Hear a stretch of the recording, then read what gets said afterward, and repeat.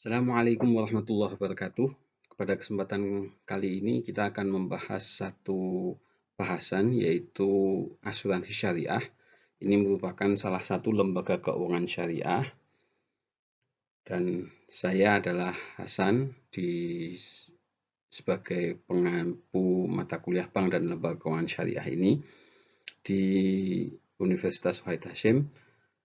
Dan bagi Anda yang ingin melihat materi-materi perkuliahan saya yang lain, bisa dilihat di channel YouTube saya ini, yaitu BIZ Hasan.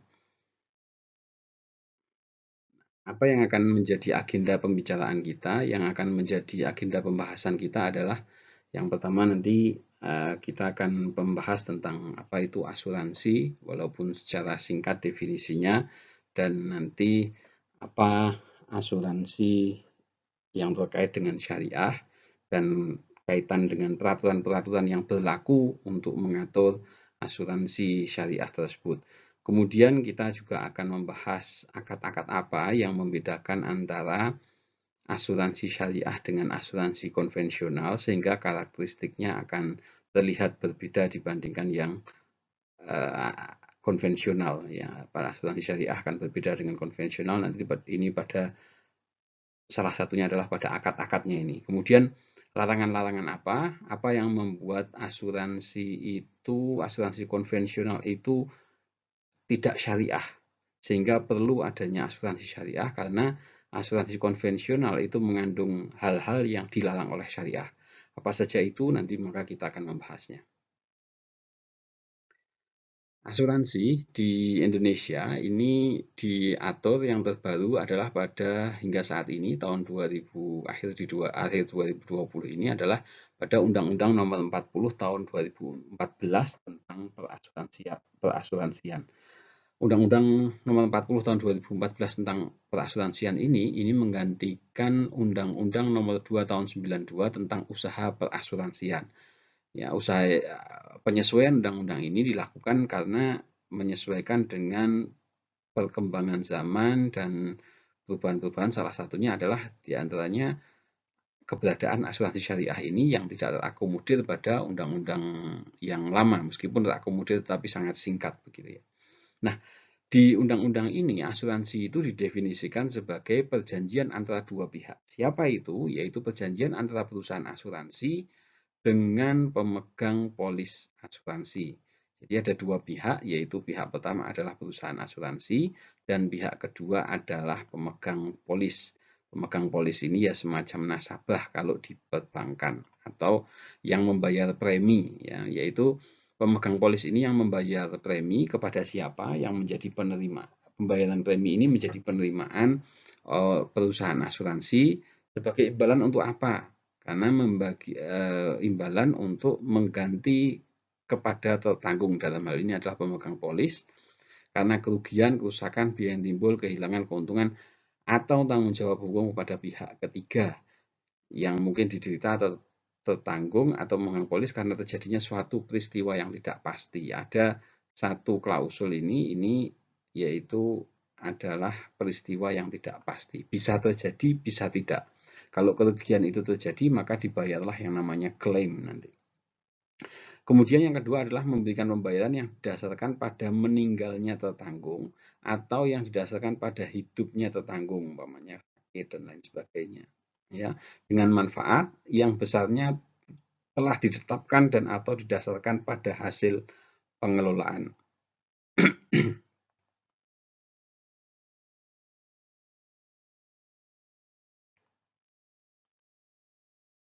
Nah, asuransi syariah, tadi kita sudah membahas asuransi konvensional, sedangkan untuk asuransi syariah, ini ada dua definisi yang saya ambil di sini, dan kita kalau membahas asuransi syariah tidak bisa dipisahkan dari literatur utama, yaitu Fatwa Dewan Syariah Nasional MUI nomor 21 tahun 2001 tentang pedoman umum asuransi syariah.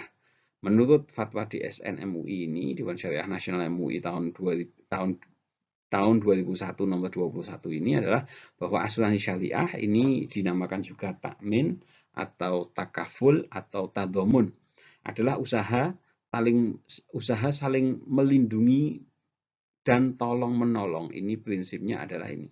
ya, saling melindungi dan tolong-menolong di antara sejumlah orang atau pihak melalui investasi dalam bentuk aset dan atau tabaruk. Ini bareng-barengan dalam satu aset dan atau tabaruk, tolong-menolong, yang memberikan pola pengembalian untuk menghadapi resiko tertentu melalui akad atau perikatan yang sesuai dengan syariah. Sedangkan untuk di Undang-Undang Nomor 40 Tahun 2014 tentang Undang-Undang Perasuransian, asuransi syariah adalah kumpulan perjanjian yang terdiri atas perjanjian antara perusahaan asuransi syariah dan pemegang polis dan perjanjian di antara para pemegang polis dalam rangka pengelolaan kontribusi. Ini yang berbeda ini ya. Kalau dalam fatwa di yayasan MUI ini masih disebutkan kata-kata premi, tetapi penyebutan premi ini kurang relevan sehingga diganti di literatur terbaru bahwa premi ini di syariah nggak ada, karena premi ini dengan jual beli resiko atau tadabuli gitu. Sedangkan untuk yang syariah, premi ini istilahnya menjadi kontribusi. Kontribusi berdasarkan prinsip syariah guna saling menolong dan melindungi dengan cara sama dengan yang tadi ya, memberikan penggantian kepada peserta atau pemegang polis karena kerugian, kerusakan, pihak yang timbul, kehilangan keuntungan dan atau tanggung jawab umum kepada pihak ketiga yang mungkin diderita peserta atau pemegang polis karena terjadinya peristiwa yang tidak pasti. Ini yang disebut dengan asuransi kerugian. Kemudian ini asuransi jiwa, yaitu memberikan pembayaran yang didasarkan pada meninggalnya peserta atau pembayaran yang didasarkan pada hidupnya peserta dengan manfaat yang besarnya telah ditetapkan dan atau didasarkan pada hasil pengelolaan dana. Inilah dua definisi yang berbeda dari aturan, dan ini yang terbaru ini lebih relevan, meskipun ini juga relevan dari sisi syariahnya. Tapi istilah penyebutan premi ini menjadi tidak ada di undang-undang ini. Akad asuransi syariah ini ada dua akad, yaitu yang pertama akad tijari atau akad komersial dan akad tabaru atau akad sosial atau kebajikan atau tolong-menolong. Dua akad ini bisa dilihat perbedaannya pada dari tujuannya umpamanya. Tujuannya kalau akad tijarah itu komersial, artinya ini lebih ke arahnya juga ke investasi, kemudian menghasilkan keuntungan, dan dari keuntungan itu nanti kemudian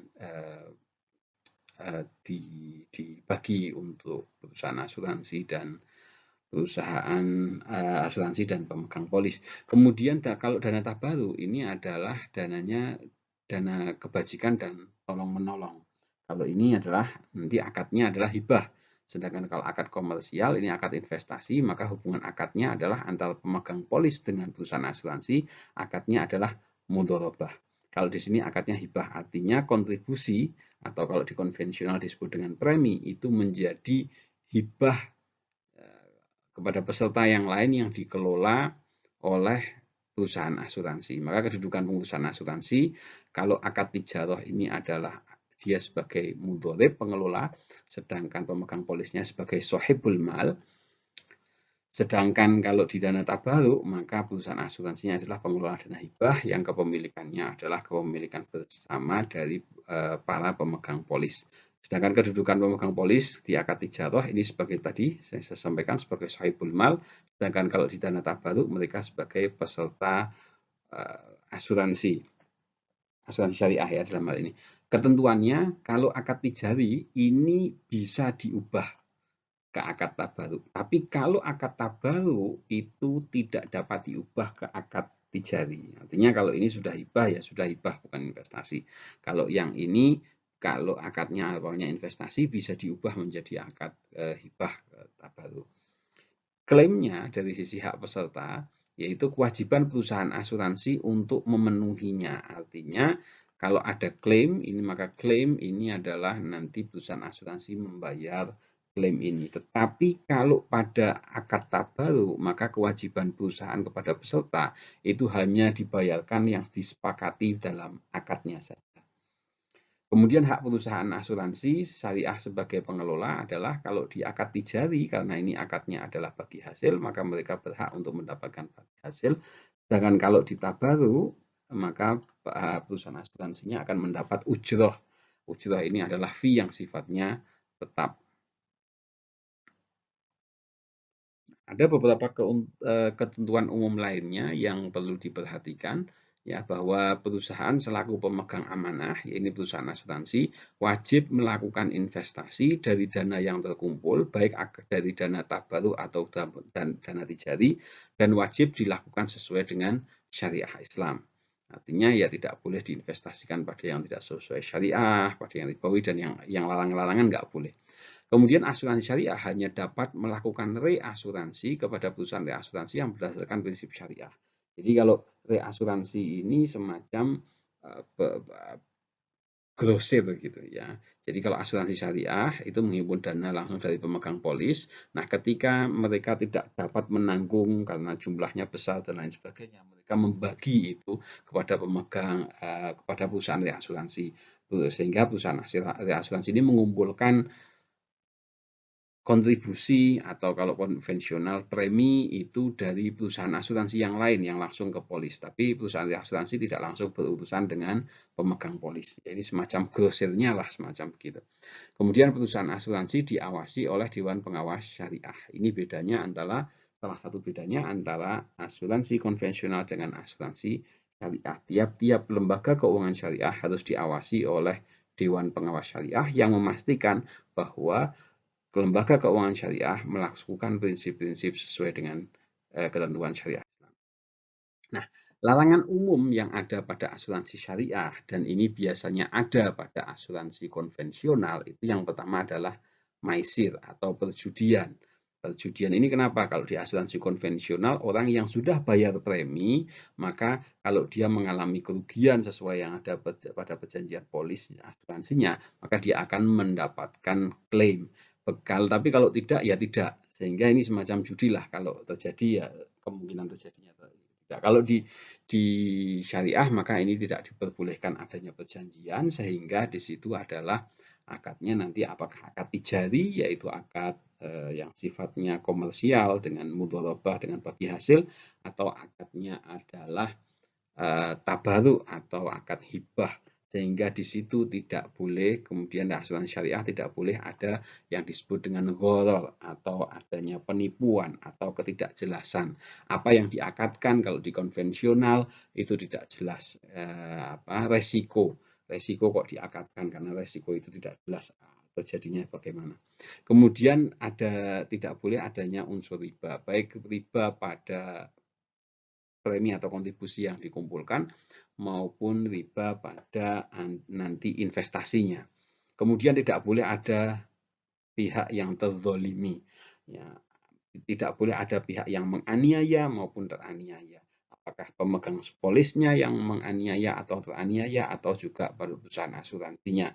Maka di sini tidak boleh ada moral hazard kalau dalam asuransi konvensional. Kemudian tidak boleh juga adanya riswah atau suap karena mungkin untuk melakukan klaim, untuk mengambil klaim, kadang-kadang melakukan hal-hal yang kecurangan-kecurangan dengan memberikan suap kepada pihak-pihak tertentu, ini juga dilarang. Kemudian tidak boleh kemudian pertanggungan itu ini berkaitan dengan barang haram. Umpamanya yang ditanggung adalah barang-barang haram, umpamanya gedung untuk prostitusi atau barang haram mungkin yang diasuransikan adalah babi atau hewan najis atau barang najis yang lain. Dan juga tidak ada kemaksiatan di situ. Artinya yang ditanggung jasa dan lain sebagainya adalah bukan pada perbuatan-perbuatan maksiat. Investasinya juga bukan pada perusahaan-perusahaan yang mengalami kemaksiatan, investasi yang dilakukan oleh asuransi. Maupun yang dilindungi artinya pemegang polisnya juga tidak melakukan kemaksiatan baik secara langsung maupun tidak langsung dan khususnya yang berkaitan dengan peristiwa-peristiwa tersebut. Demikian, semoga bisa bermanfaat pembahasan asuransi syariah ini dan Anda bisa melihat bahan-bahan yang lain, baik yang berkaitan dengan keuangan maupun yang syariah maupun konvensional di video-video saya yang lain. Semoga bisa bermanfaat untuk menambah pengetahuan Anda di bidang bisnis maupun ilmu bisnis, keuangan secara umum dan memberikan nilai tambah ziyadah baik dalam kehidupan Anda maupun ilmu Anda. Sekian, terima kasih. Kurang lebihnya mohon maaf, yang baik dan benar dari Allah, yang salah dari saya. Wallahul muwaffiq ila aqwamit thoriq. Wassalamualaikum warahmatullahi wabarakatuh.